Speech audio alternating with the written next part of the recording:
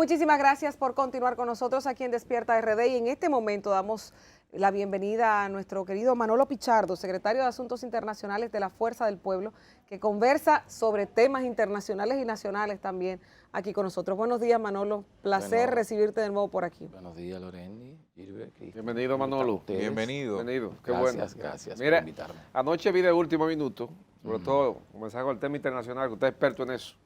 Fue presidente del Parlacén, ¿no? Así es. Parlamento Centroamericano, y conoce parte de este tema internacional. Ayer vi a Zelensky un poco desesperado, pidiéndole la intervención del gobierno de los Estados Unidos en este diferendo internacional entre Rusia y Ucrania. Pero al mismo tiempo, la OTAN dice que no pueden continuar haciéndole inferencia al tema energético con Rusia porque pueden tener problemas. Mira, la cuestión, el conflicto se complejiza, ¿verdad? Se complica cada día más, debido a que, como he dicho en otras ocasiones, ya he tenido la oportunidad de conversar con Cristian en otros momentos, Sí. y sabe cómo pienso sobre el conflicto. No es un conflicto entre Ucrania y Rusia. No es un conflicto entre Ucrania y Rusia, es un conflicto entre Occidente y el mundo no occidental. Ni siquiera entre Occidente y Estados Unidos. Es un conflicto entre Occidente y el mundo no occidental. Porque ocurre que estamos viviendo en una especie de transición de fuerzas que emergen y fuerzas que van en decadencia. Y bueno, ¿quién controla la OTAN? La controlan los Estados Unidos. Hace años ya que muchos países europeos están cuestionando el papel de la OTAN. Es más, Trump cuestionó el papel de la OTAN, porque la OTAN ya no tiene ni siquiera razón de ser. La OTAN se creó en 1949 con la idea de contener a la Unión Soviética, que luego la Unión Soviética en 1955 crea el Pacto de Varsovia para hacerle frente a esta alianza militar occidental. Bueno, desaparecida la Unión Soviética, no tenía razón de ser la OTAN, como tampoco tenía razón de ser el Pacto de Varsovia, que desapareció. Entonces, de un mundo bipolar pasamos a un mundo unipolar, ¿no? Con control de los Estados Unidos sobre todo. Y luego, ese mundo unipolar, por razones que no puedo explicar ahora porque el tiempo no alcanza, se tomaron decisiones en los Estados Unidos que fueron errores de cálculo. Voy a decir brevemente que fue la deslocalización de las empresas, donde las empresas se podían ir a cualquier lugar a producir. Esa deslocalización hizo que se mudaran las empresas a otros países, sobre todo a China, ¿no? Se fueron a China, llegaron como huéspedes, después se fueron convirtiendo en ciudadanas esas empresas. Y China se quedó con la tecnología, y ese país, a partir de las reformas y la apertura en 1979, que fue impulsada por Deng Xiaoping, el país empezó a emerger tanto y a crecer tanto que duró más de 2 décadas creciendo sobre 2 dígitos. Y se convirtió de repente, desplazó de repente a la tercera potencia mundial, que era Japón, que es occidente político, aunque es occidente en términos geográficos. Sí. Y bueno, y desplaza a Japón, luego desplaza en tiempo récord a Alemania como segunda potencia mundial. Bueno, ahora se disputa como primera fuerza económica mundial con los Estados Unidos. Ya en términos patrimoniales es la primera fuerza, el país más rico del mundo. En términos de paridad de poder adquisitivo, ya es la primera fuerza del mundo hace más de 10 años. Bueno, se decía que hace 10 años, que en 50 años sería la primera potencia del mundo en términos de PIB nominal. No lo es. Luego se dijo, bueno, depende. Sí. Luego se dijo que en el 2030 lo iba a ser la primera potencia del mundo. Bueno, ahora se reduce y todos están de acuerdo, o una gran mayoría, en que será en 2028. Pero ya hay personas que dicen, y lo hemos compartido tú y yo, que ya China es la primera potencia del mundo. En términos patrimonial, de patrimonio, en términos de paridad de poder adquisitivo y en términos de PIB nominal. ¿Por qué? Porque lo que se dice, dicen algunos economistas, que ese PIB de Estados Unidos es falso, porque en Estados Unidos no se produce nada. Y el PIB lo que representa es la generación de riquezas. Todo lo que necesita Estados Unidos lo compra. Lo único que hace Estados Unidos es imprimir dólares para en el mundo comprar bienes o comprar servicios. Por lo tanto, lo que sí tiene un respaldo en la economía real es la moneda china. Y ponen ejemplos de que, por ejemplo, el 50% de la materia prima que se procesa en el mundo es China. O sea, se hace en China. China produce el doble de energía que Estados Unidos. En fin, y cuando te pones a ver y te pones a cuantificar y a comparar, algunos economistas dicen que ya es la primera economía del mundo. ¿Qué es lo que ocurre entonces? Bueno. ¿Usted lo cree así? Sí, claro. Bueno, no, yo no estoy seguro de si todavía es la primera potencia del mundo o si lo será, en eso la mayoría está de acuerdo, todavía no lo creo. en el 2028, ¿verdad? Puede ser que sea en el 2028. Lo que estoy diciendo es que ya hay economistas que dicen lo plantean que ya así. lo es, que ya lo es. Entonces, ¿qué ocurre? Dice, y recurro a él siempre, dice Paul Kennedy, que siempre que hay una potencia en declive, en decadencia, para reafirmar su liderazgo provoca una guerra. Y hay expertos, yo conozco un experto español que ha escrito más de 20 libros, conoce bastante bien de los temas geopolíticos, de los temas internacionales. Hace 6 meses vi una entrevista con él que decía, habrá una guerra. Él no sabía dónde, pero decía, habrá una guerra, porque se está dando el fenómeno de que hay potencias que emergen y hay potencia en decadencia, e históricamente el comportamiento ha sido que la potencia que está en decadencia provoca una guerra. Entonces, por eso, hace unos días hacíamos referencia al libro El Pentagonismo, sustituto del imperialismo, donde Juan Bosch plantea que Estados Unidos, que ya no es una fuerza imperialista, sino una fuerza pentagonista, porque ya no necesita colonias, sino que coloniza a sus propios ciudadanos, dice que Estados Unidos usa ese complejo industrial militar, provoca la guerra para utilizar ese complejo industrial militar con la idea de reactivar su economía. Cada vez que hay un problema de carácter económico, entonces se reactiva la guerra, entonces se venden armas, pertrechos militares, se van ingenieros a reconstruir, vende la materia prima y la economía estadounidense se reactiva. Bueno, entonces estamos en ese momento. Por eso yo digo, a propósito de volver a la diplomacia en el conflicto ruso-ucraniano, como lo ven todos, no es tan fácil verlo así. Es muy probable que haya una reunión, es muy probable que se llegue a un cese al fuego, ojalá y sea así. Nosotros hemos pedido en voz del presidente de nuestra organización política que China sirva como mediador, porque China tiene excelentes relaciones con Rusia, porque Rusia es parte importante de la franja y la ruta, y lo es también Ucrania. Pero ocurre lo siguiente, se puede llegar a un acuerdo diplomático momentáneo, pero hay un problema que está ahí. La lucha por la hegemonía. Y eso no termina ahora, porque todavía no está definido. ¿Y no es la Ese ONU? es un problema que está por resolver. ¿No es la ONU el organismo, digamos que pertinente, dado que es donde prácticamente todos los países del mundo convergen para buscarle solución a este conflicto, o está descalificada en este momento? Para mantener la paz, que es una de sus o funciones. buscarla, en esa zona por lo menos buscarla, porque yo oía algunos comentarios tuyos, Loreni, hablando de la cantidad de muertes y todo, y la guerra son todas terribles. Lamentable, ojalá y no haya guerra, pero siempre habrá guerras.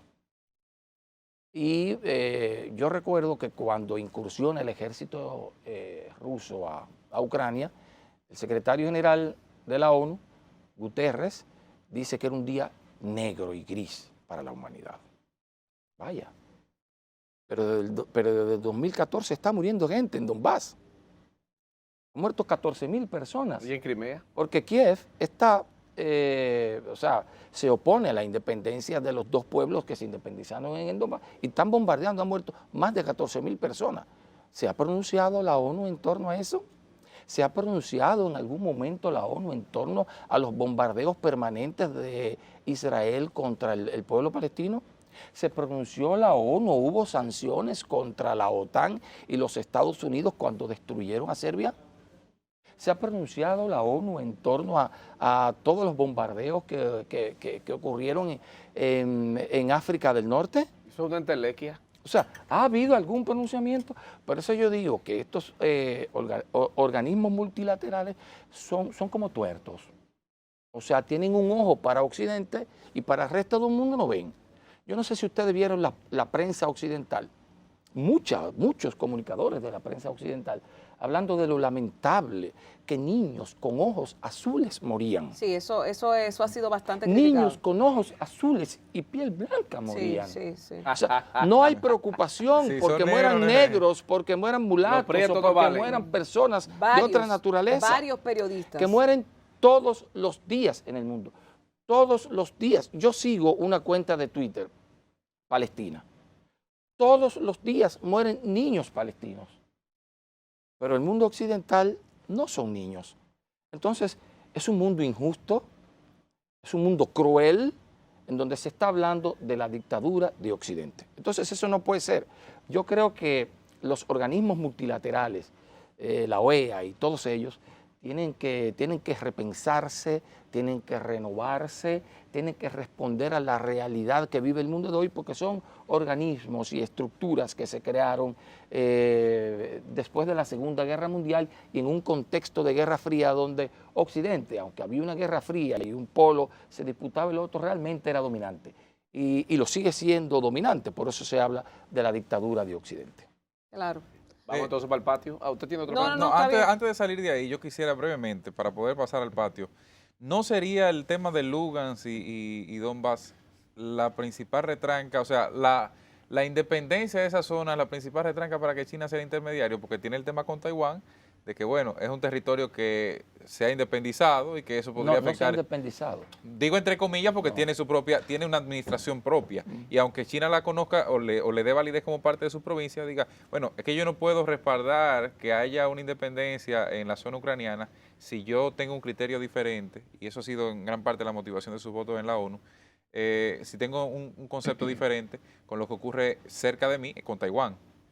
Mira, el tema taiwanés es otra cosa, porque recuerden ustedes que Taiwán siempre fue una provincia china y cuando la guerra civil entre Chiang Kai-shek y el presidente Mao Zedong, cuando Chiang Kai-shek pierde y pierde Kuomintang, se refugia en Taiwán.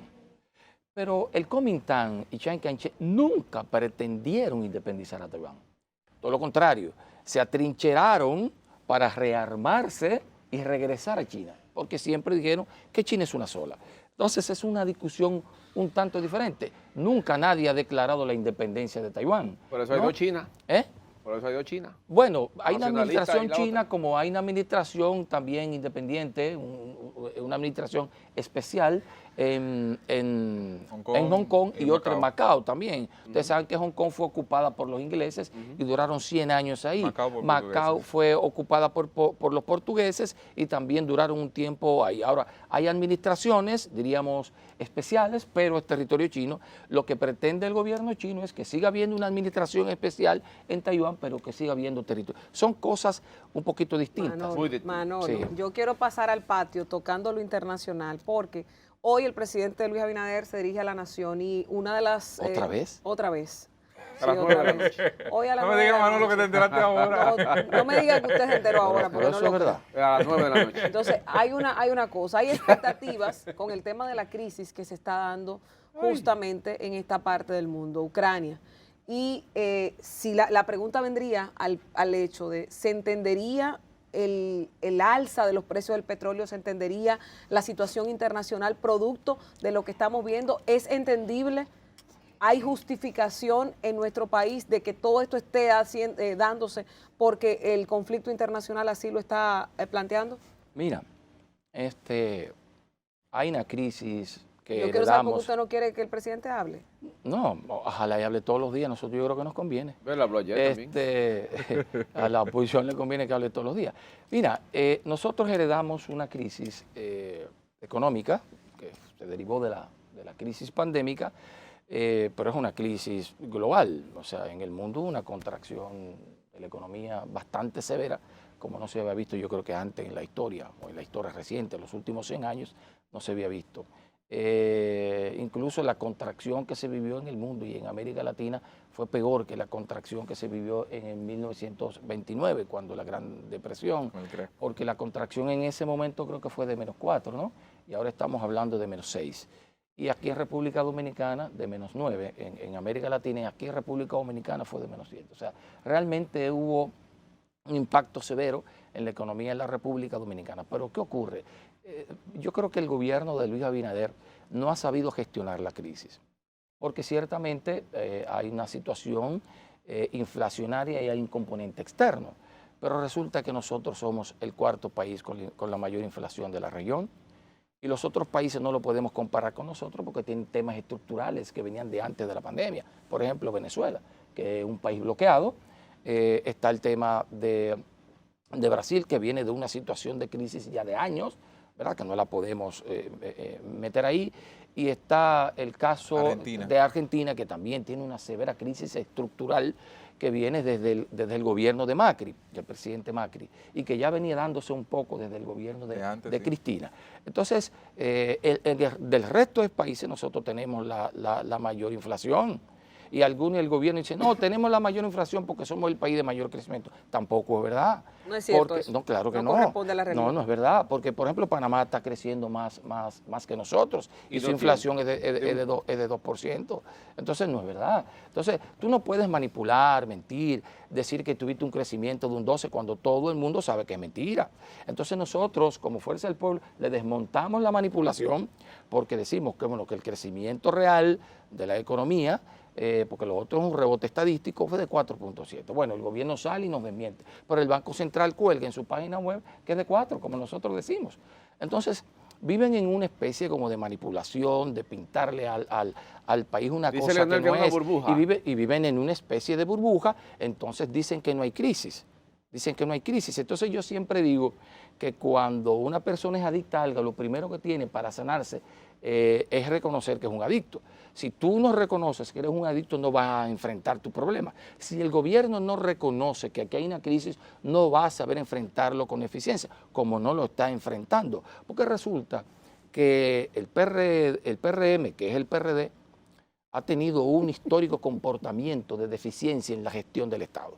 Entonces, todos lo vemos, todos lo hemos visto. Vamos a revisar la historia para que sepamos cómo es que se comporta el PRM-PRD. En todos los gobiernos ha habido crisis, en todos. En el gobierno de Antonio Guzmán, bueno, hay que reconocer que hubo una apertura democrática, pero en términos económicos fue un fracaso. Cuando viene Salvador Jorge Blanco fue desastroso. Quebraron bancos, quebraron financieras y vinieron las pobladas. Luego el otro gobierno fue de Hipólito Mejía, inflación de más de un 60% en medio de una paz económica y tranquilidad económica global. Y bueno, y todos sabemos lo que pasó, quiebra de bancos, la casa del terror y todo. O sea, la historia está ahí. Realmente no saben manejar el Estado. Usted no puede irse sin que en 30 segundos nos resuma la actividad que tiene muy activa la Fuerza del Pueblo en el país. Bueno, la Fuerza del Pueblo, los locales nuestros no dan abasto. Nosotros tenemos 2 locales en Santo Domingo, que es la que está en la Benito, que es la Casa del Pueblo Johnny Ventura, y tenemos una en la Bolívar. Y tuvimos que posponer actividades, diferirla, porque desde el viernes eran tantas actividades, juramentación de secretarías, juramentación de gente que viene de otras formaciones políticas, no solo del viejo partido, ¿no?, que se está desmembrando, el PLD, sino también de otras fuerzas, incluso del propio partido de gobierno. Tuvimos ayer y antes de ayer juramentación de una cantidad importante de gente del PRM que llegó a nuestra formación política en respuesta a lo que está haciendo esa organización política que está usando los recursos del Estado para comprar, como ven que están desplomándose en las encuestas, realmente desplomándose en las encuestas, han recurrido a comprar alcaldes y alcaldesas de los partidos de oposición. También andan por ahí, dicen, yo todavía no lo he visto, pero dicen que andan con un fardo de dinero metiéndoselo a los comunicadores en la boca. Entonces, esto es una situación que se da y parece que no entienden cómo que se maneja la política. Bueno. No lo entienden y van a tener que enfrentar una oposición dura en medio de una crisis que no van a poder superar porque no saben gestionar crisis. Leonel Fernández gestionó la tercera mayor crisis del capitalismo, 2008. Y la gestionó bien. O sea, tú tienes que saber gestionar las crisis. Entonces no estás en capacidad de hacerlo. Bueno, gracias Manolo Pichardo, secretario de Asuntos Internacionales de la Fuerza del Pueblo. que ha conversado con nosotros. En breve recibimos al coordinador del Gabinete de Políticas Sociales Amigo del mío. gobierno. Hay muchos temas interesantes que tratar también con él. En breve aquí con Tony Peñaguaba. No se muevan. Despierta, despierta.